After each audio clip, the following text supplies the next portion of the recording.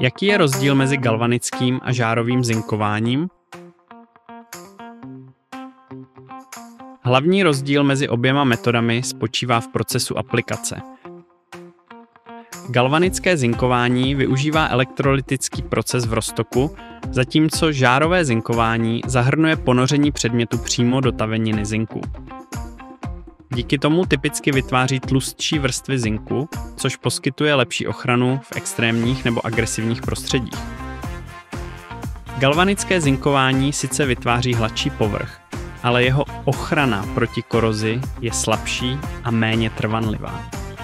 Tloušťka vrstvy zinku u žárového zinkování je až 8krát větší než u galvanického.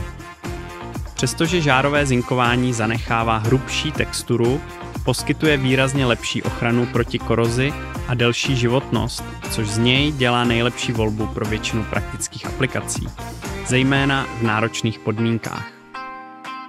Pokud hledáte to nejlepší řešení pro ochranu vaší oceli, jsme tu pro vás. Vyberte si jednu z našich 7 žárových zinkoven v České republice, kde vám zajistíme špičkovou kvalitu, rychlé služby a dlouhotrvající ochranu vašich výrobků.